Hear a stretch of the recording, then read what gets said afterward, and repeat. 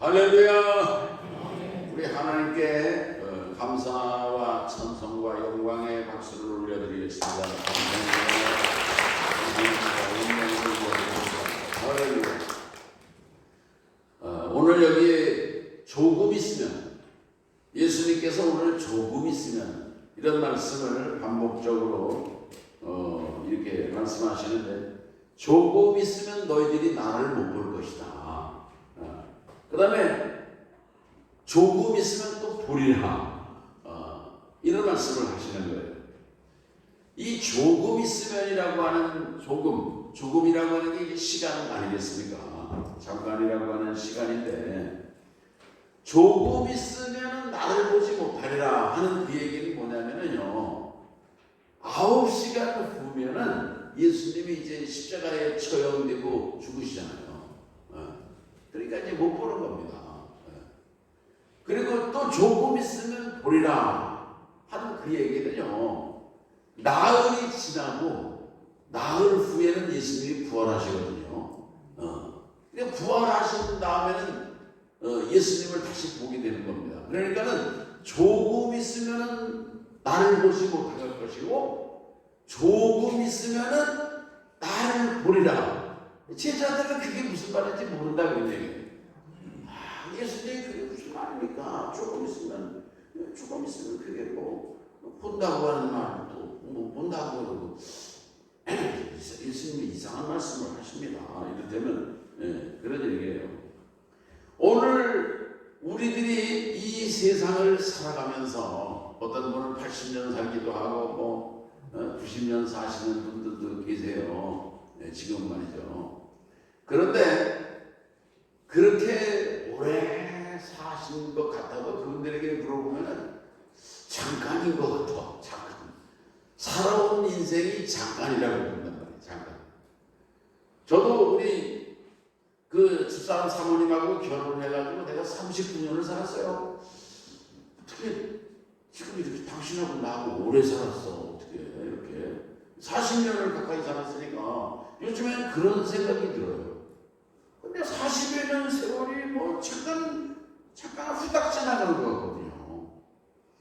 오늘 이 예수님께서 조금 있으면, 잠깐 있으면, 그런 말씀 속에서 우리가 몇 가지의 교훈을 얻을 수가 있는데, 이 잠깐이라는 말은 시간적으로 짧다, 그런 의미가 있는 거예요. 오늘 우리 인생이 70년을 살고, 성경은 그렇습니다. 인생이 70이요 강건하면 80이다. 그러나 오늘날은 뭐 80 이상 90 다 바라보고 살아요. 그렇지만 또 어떤 사람은 그렇게 살지 못하고 젊은 나이에 중년에 돌아가시는 분들도 있지 않습니까? 제 친구 목사도 보면은 50대, 이 친구가 한 2,000명 교회를 목회해서 개척해가지고 아주 고등학교 때 동창이고 내가 아주 아끼는 사랑하는 친구인데 목회도 잘하고 그런데 설교도 잘하고 말이죠. 근데 폐암으로다가 죽었거든요. 너무 아까워요. 오늘 우리들은요, 젊은 나이에 죽은 사람은 불행하다 생각을 하고, 그리고 이렇게 오래 산 사람은 뭐 복이 있다 생각을 하고 그러는데, 여러분, 그러나 하나님 보실 때는 그렇지 않은 것입니다. 사람이 건강해가지고서 하나님의 기쁨이 되는 사람도 있지만은, 그러나 건강해가지고 죄 짓고 자기 멋대로 사는 인생이 얼마나 많습니까? 그러나 하나님 앞에서는요, 비록 병을 앓고 뭐 육신은 이렇게 고통스럽고 쇠약하지만은 자기의 죄를 회개하고 언제 주님이 부르셔도 주님 앞에 갈 수 있는 천국 갈 준비가 된 영혼이 복이 있는 영혼인 것입니다. 아멘. 오늘 우리들의 인생이 짧은 인생을 살아간다고 하는 것을 오늘 우리들은 생각하면서 살아가야 될 것입니다. 그 다음에 또 조금 있으면, 잠깐 있으면, 그런 말씀 속에는요, 이 시간이 제한된 시간인 것을 우리가 생각하게 한다, 그런 말씀입니다. 오늘 우리가 세상을 살다가 보면은 고통이 있을 수 있는 있는 것입니다. 고통이 있어요. 그러나 분명한 것은요, 그 고통이 계속되지 않는다고 하는 것을 우리가 기억해야 될 것입니다. 오늘 우리가 고통을 당하고 병의 고통도 있는 것이고 뭐 물질의 고통도 있는 것이고 여러 가지 뭐 삶의 그런 고통도 있는 것이고 일의 그 직업적인 고통도 있을 것이겠지만, 그러나 고통이라고 하는 것은 그렇게 영구적이고 계속되는 것이 아니라고 하는 그런 의미가 있다, 그런 말씀인 것입니다. 반드시 끝이 있는 거예요. 오늘 우리들은 고통이 있고 어려움이 있고 고난이 오고 시련이 온다고 할지라도 분명히 하나님께서는요, 고통의 끝이 있음을 오늘 우리에게 일깨워 주는 것입니다. 옛날에 그 로마 시대에 로마의 그 원형극장이거든요. 제가 거기 원형극장 가봤어요. 2000년도 더 된 거 아닙니까? 거기서 그 기독교인들을 그 사자 먹이로다가 이렇게 죽이고 그랬어요. 굶주린 사자들을 이제 그 기독교인들 먹이로다가 풀어주는 것입니다. 어느 엄마가 어린 아이를 안고 그 순교 현장에 섰어요. 사자가 달려오니까 이 아이가 엄마 부르러 달려와요. 그 엄마가 그랬다는 거예요. 조금 있으면은 밝은 하늘이 열리는 거야. 그랬다는 거예요. 지금은 사자의 먹이로다가 그 정말 되는 고통이 있지만, 그러나 잠시 후에는 하늘이 열리고 이 주님의 환영을 받는 놀라운 그런 그 기쁨이 온다고 하는 것을 얘기했다, 그런 얘기입니다. 오늘 우리들의 삶도 그런 것입니다. 오늘 우리가 세상을 믿음으로 살아갈 때에 핍박을 당하기도 하고 고통을 당하기도 하는 거예요. 근데 예수님이 뭐라고 했습니까? 몸은 죽여도 영혼은 죽이지 못하는 자들을 두려워하지 말아라. 몸과 함께 영혼을 지옥불에 멸하시는 하나님을 두려워하라. 아멘. 오늘 우리들은요, 육신의 그런 고통, 핍박, 그런 거를 두려워하고, 일제시대나 공산 그런 그 주의자들 앞에서 비굴하게 그 생명을, 목숨을 부지하는 그런 사람들도 없지 않아요. 그러나 오늘 우리들은요, 그런 고통은 잠깐이고, 고통 이후에 하나님 우리에게 주시는 영광은 영원하다고 하는 그런 진리를 오늘 깨달아야 될 줄로 믿는 것입니다. 예수님께서는 잠시 후에 조금 있으면 십자가를 지고 6시간의 치욕을, 고통을 다 감당하시는 거예요. 6시간 그 말이 6시간이지 6시간의 고통이 그게 얼마나 엄청난 고통이겠습니까? 그러나 그 6시간 고통 이후에는 주님은 다시 고통이 없는 거예요. 육체의 예수님께서도 내 영혼을 아버지의 손에 부탁합니다. 영혼이 떠나가 있어요. 그 이후에는요, 십자가예요. 고통, 그런 거 다 끝나는 거예요. 고통은 끝나는 거예요. 그리고 3일 후에 예수님은 영광스럽고 찬란한 몸으로 부활하신 거 아니겠습니까? 아멘. 할렐루야. 로마서 13장에 보면은 밤이 깊다, 그런 말씀이 있어요. 밤이 깊고 낮이 가까웠으니 어둠의 일을 벗고 빛의 갑옷을 입자. 이 밤이 말이죠. 저는 그 군대 생활을 경비대에서 했어요. 그래서 3년 동안 보초를 썼거든요. 보초를 밤에 보초를 초저녁에, 이게 그 순보를 가거든요. 돌아가니까 어떤 때는 초저녁에 갔다가 오기도 하고, 그건 참 좋은 거예요. 초저녁에 갔다가 한 10시쯤 들어오면 아주 그거는 너무너무 좋은 거예요. 그냥 밤에 막 통잠을 자니까. 그러나 1시에 보초를 나와요. 3시간을 보초를 써요. 이렇게 3시간.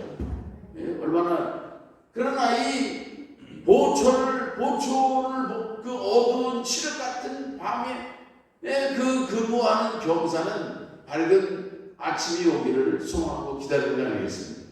오늘 우리가 어두운 밤을 지나는 것처럼 고통스러운 그런 시련의 순간이 있을 것입니다. 그러나 분명한 사실은 어두움은 물러가는 것이고 밝은 광명한 스날이 오는 거 아니겠습니까? 아멘. 그 다음에 예수님께서 이 잠깐 동안 조금 있으면 이런 말씀은요 필연적이라고 하는 반드시 필요한 것이라고 하는 의미가 있다, 그런 말씀인 것입니다. 생명을 위해서는, 영생을 위해서는 죽음이라고 하는 관문을 통과해야 되는 거예요. 빛이 있기 위해서는 어둠이라고 하는 그런 터널을 통과할 때에 비로소 광명을 찾게 된다, 그런 말씀 아니겠습니까? 또 앞에 있는 영광을 누리기 위해서는 지금은 고난과 고통의 그 순간을 감내해야지 영광의 순간이 온다고 하는 교훈인 것입니다. 베드로전서 1장 6절에 보면은 베드로 사도가 이제 너희가 여러 가지 시험으로 인하여 잠깐 근심하지 않을 수 없어. 베드로 사도 시대에 얼마나 그 고통이 많았습니까? 핍박이 얼마나 심했어요. 잠깐 근심하지 않을 수 없으나 오히려 크게 기뻐하는도다. 그 핍박을 당하고 고난을 당한 그런 사람들에게 하나님께서는 놀라운 그런 하늘의 상급과 멸관을 허락해 주실 것을 베드로 사도는 말씀하고 있는 것입니다.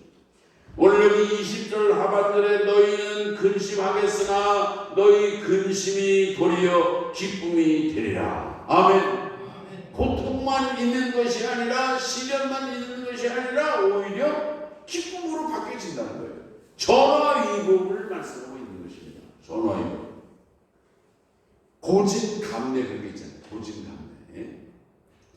저는 젊은 그 청소년 시기에 제가 좀 이렇게 그 어려움이 좀 있었어요. 우리 친구들은 학교도 이렇게 진학하고, 나는 진학도 못하고 이렇게 그냥 남의 밑에 가서 공장에 가서 일하고 소사 생활도 하고 배도 타고 뱃사람들이 얼마나 거칠은지 몰라요.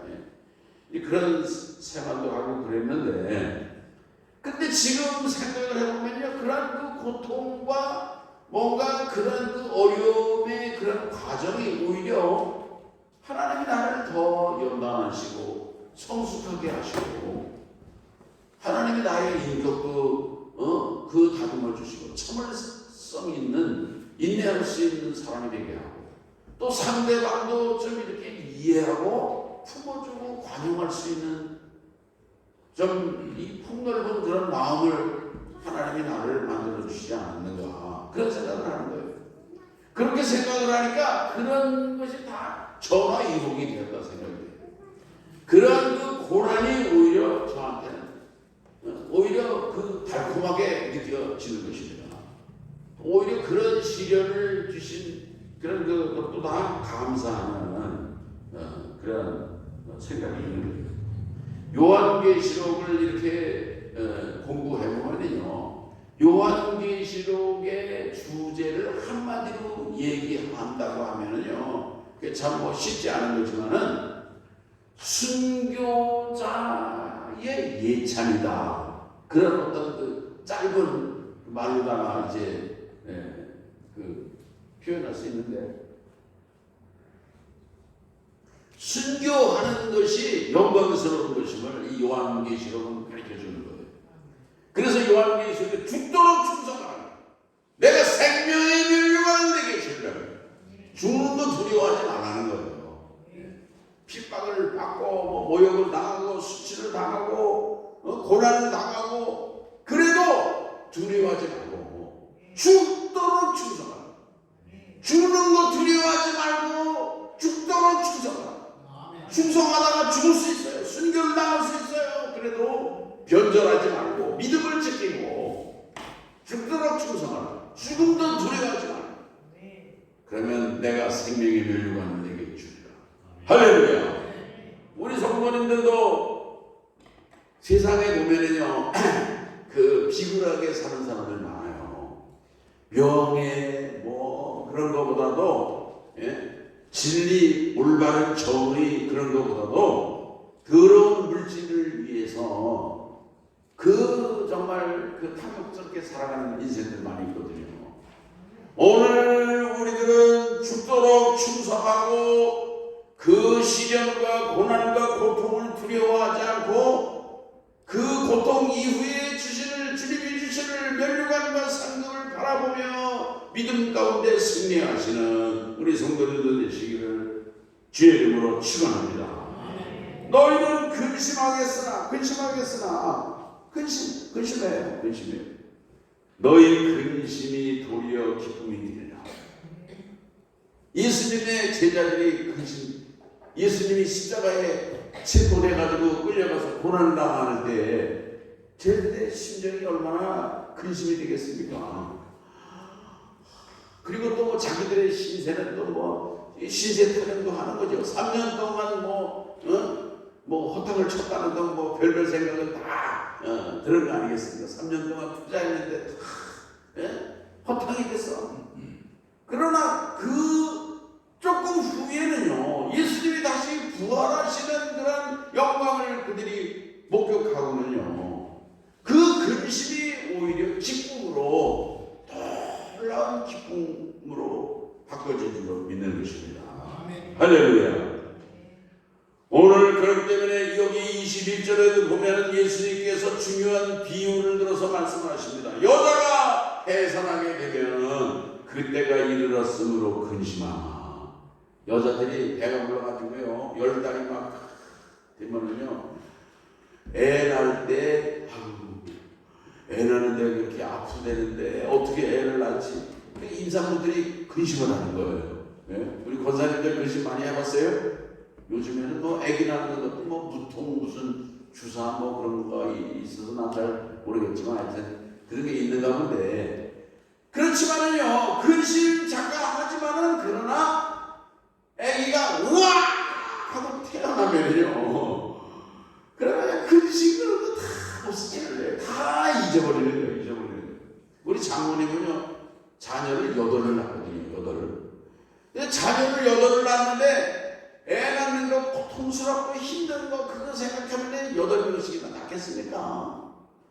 그냥 다 잊어버리는 거예요. 자녀를 낳고 선생님이 탄생되는 순간 그 기쁨과 희열을 이루 말할 수가 없는 거예요. 근심은 다 잊어버리는 거예요.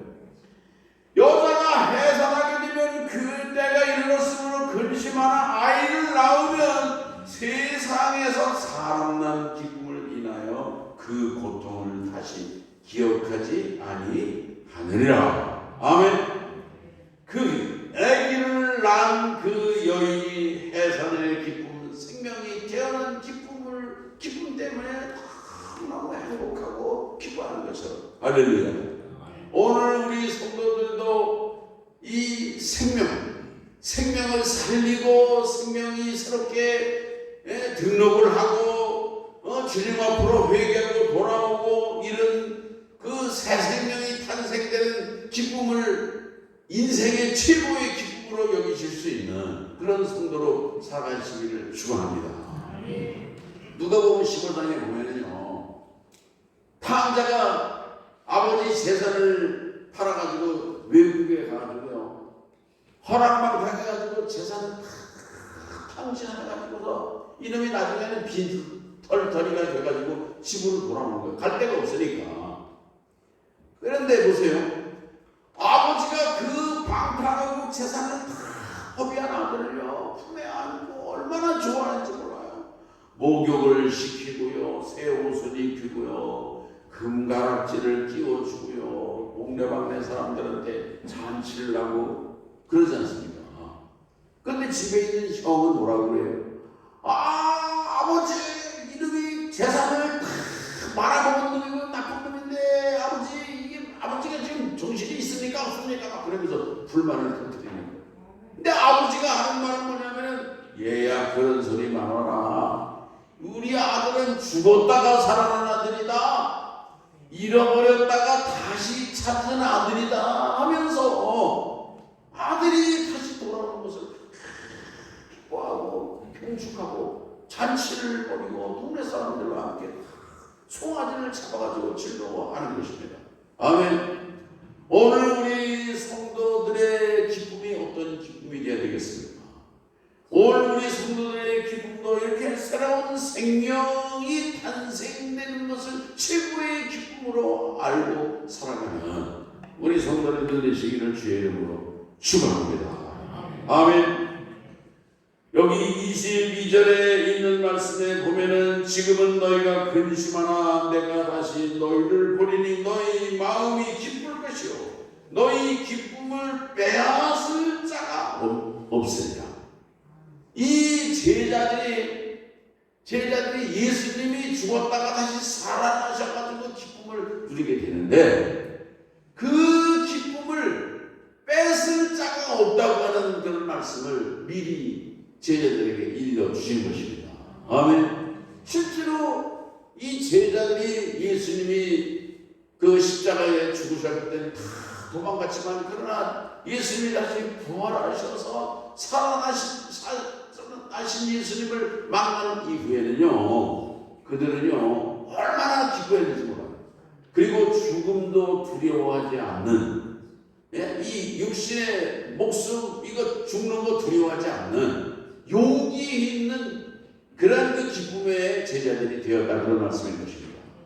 오늘 우리 성도님들에게도 이런 기쁨이 충만하시기를 바라는 것입니다. 그래서 사도 바울은 고백하기를 누가 이 그리스도의 사랑에서 우리를 끊으려 기근이나 적신이나 환난이나 칼이나 굴욕이나 어떤 죽음이라고 해도 이 그리스도의 사랑에서 끊을 수 없다고 하는 고백을 이 사도 바울이 고백했다 그런 말씀인 것입니다. 그 다음에 23절에 보면 그 날에는 너희가 아무것도 내게 묻지 아니하리라. 내가 진실로 너희에게 이르노니 너희가 무엇이든지 아버지께 구하는 것을 내 이름으로 주시리라 했습니다. 하나님 아버지 앞에 예수의 이름으로 구하는 것은요 예수님이 무엇이든지 다 주신다고 했습니다. 무엇이든지 주님께 다 구하시기 바랍니다. 두 사람 전도도 기도하세요. 전도 대상자도 달라고 기도하시고 그 사람들의 마음도 바꿔달라고 기도하시고 기도하실 때 주님께서 열매도 맺게 주실 줄로 믿습니다. 할렐루야. 예수님께서 십자가에 죽으셨다가 다시 이제 살아나심으로 예수님이요 온 인류의 중보자가 되셨어요. 그래서 그 하나님과 오늘 우리 그 세상의 인간들 사이에 예수님이 가운데 중보자가 되셔서 오늘 우리를 하나님 앞으로 인도해 주시는 그러한 중간자가 되신다 그런 말씀이에요. 아멘. 이 중간자, 중보자, 전도자가 중요합니다. 오늘 우리 성도들께서도 이 세상에서 방황하는 문 영혼들, 문 심령들을 주님께로 이끌어가는 그런 중간자, 중보자, 전도자로 쓰임받으며 살아갈 수 있기를 주의 이름으로